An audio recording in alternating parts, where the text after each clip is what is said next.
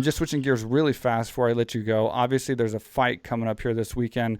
We're not going to get this podcast posted until after the fight. We're probably going to post this podcast on Sunday or Monday. So who is going to win the main event and who is going to win the co-main event? And we'll see if you're right, because obviously this is going to get posted after. So make your prediction. Who's gonna win?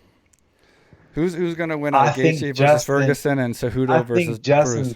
I think Justin Gaethje's gonna win. I say Justin Gaethje's gonna win because Think so, huh? Going to get that the knockout way punch? the way. Yeah, I think he has a knockout punch, but more importantly, I think that in his last few fights that he's been showing that he's been working on just getting off those train tracks. Before he would start off his combination, he would just burn it out in front of you and shoot the 50-50, and you can catch him. You've seen that with Eddie Alvarez, and you've seen that with Dustin Poirier. So after that fight, it seemed as if like he went back to the drawing board and started working on a few things, and now he started getting off to the angles. And you've seen it in his last couple of fights, two beautiful performances where he got off to the angles and he was able to still unleash those powerful shots, but then he was just in a position where his opponents couldn't hit him. And I think that's going to be the biggest difference, and he's also starting to utilize his leg kicks. And everybody that I know who has ever taken a leg kick by Justin Gaethje says it's just something different when you get hit by Justin Gaethje with a leg kick. Yeah. And I've seen it. Like he makes people leg just go completely numb and they can't move anymore. And he throws the lower ones. Oh man, it's a wrap. So, but then you have Tony on the other end. Tony is super dynamic. Tony is super creative and he doesn't stop moving. And he's got that long reach, and that long reach is dangerous. You know what I'm saying? But my butt in this is the fact that he hasn't been terribly active, and his lack of activity and his starting and stopping. I think that plays a bigger role on your body as you get older versus when you're younger.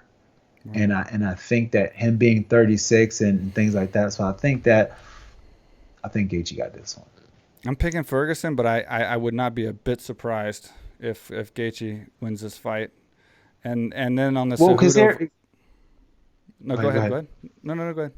No, I was saying because Gaethje, Ferguson gets hit a lot, and that's another thing that was making me think that if you're not gonna be getting hit too many times by Justin Gaethje and not getting slept. Yeah, that's true. But he's never been knocked out. You got to take that into consideration too. So when you're taking a guy on a 12-fight win streak that's never been knocked out, I said in my prediction, I think I can see him getting knocked down. I can definitely see him getting knocked down. I just think because he's never been knocked out that he will probably be able to recover and get back in the fight. Now, again, I haven't been hit by Justin Gaethje, so I don't know. I don't know like how much you can recover from that, depending on how good the hit is. But that was my analysis. But and then on the Cruz fight, the Cruz versus the Cruz versus Cejudo. I think I would have normally picked Dominique in this fight, considering how much of a tear he was on and how good he was 4 years ago up until the Cody Garbrandt fight. And just his momentum and just how great he was on the feet and such a great striker. And obviously he's a wrestler too.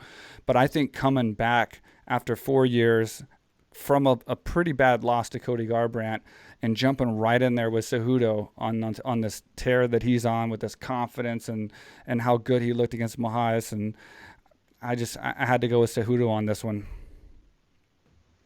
Yeah, I kind of feel the same way. I think that Dominic Cruz, he's when it comes to the OG in this weight class, it's Dominic Cruz. Yeah. When he came back and he did what he did to TJ Dillashaw, that showed me that he was still the king in that weight class. Because I have such a high respect for TJ Dillashaw and his skill set and what he brings to the table. But when I seen the master, you know what I'm saying, Dominic Cruz hit his moves and pretty much do his thing, I knew him. Okay, that's the guy right there. He's a guy. So I know that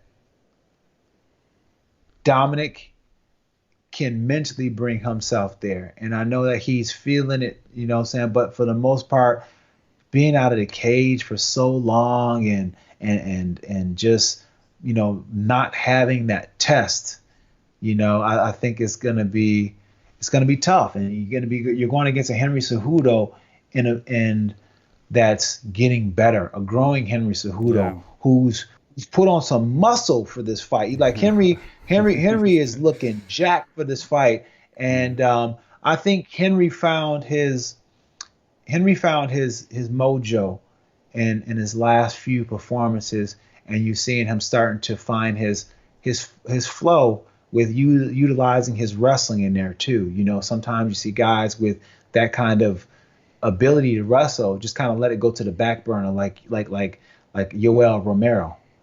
But Cejudo found a way to bring that back into the mix and make that part of making him hard to stop. So that inside trip that he got, I think is going to just jam up Dominic Cruz, keep him down. Then he's going to be able to, let some of his hands go. Yeah, that's why you're the professional, man. Awesome. Awesome breakdown. And are you excited about this Fight Island? It sounds like it's out of a movie, man. Like this Fight Island. I'm excited about it. That's crazy, right? Yeah. Yeah, I'm excited about it, man. I think that it's going to be it's going to be so cool because it's kind of like a throwback to the Enter the Dragon with Bruce Lee, when he went and fought on Mr. Han Island, and you had to get there by special invite only. Yeah. And it was quarantined off. You couldn't even be there if you weren't supposed to be there. And that's how the Fight Island going to be, because it has to be quarantined off, because of the whole coronavirus situation. So yeah, it's going to be something to see, man. And I'm happy that the UFC is doing this card, because what this card means to the world, it means so much on so many different aspects. Because we're all in a fight right now, and we're all, maybe, figuring out what we're going to do as far as our finances are concerned, but we all can resonate with that feeling of a fight right now, of a fighter, and being able to watch a fight, being able to watch a professional sports go on, it kind of makes people feel as if like things are going to go back to how they used to be. It can kind of alleviate some of this tension that a lot of people's feeling. And who would ever thought that fighting can be that medicine? They used to say that fighting solves nothing, but hell, fighting just may solve everything right now. And I think right now, it like what you just said with the medicine, man, I think to take people's mind off of the coronavirus, their finances, this entire disastrous pandemic for 3 to 4 or 5 hours to watch a fight, that could be worth so much to so many people, that are just constantly stressed out, constantly depressed, constantly thinking about stuff. There's no sporting events going on, and these diehard MMA fans, they love MMA. Yeah. So to give them a live fight, that's like a blockbuster movie coming out in the theater, for them, So it's like, I'm excited, man. I think it's going to bring hope. It's going to bring positivity. And I think it's going to be a good thing. I'm going to be watching, so we'll see what happens. Yeah, I'm excited too, man. It's gonna be good, man. I'm just happy that it's giving me something to look forward to. Happy about that.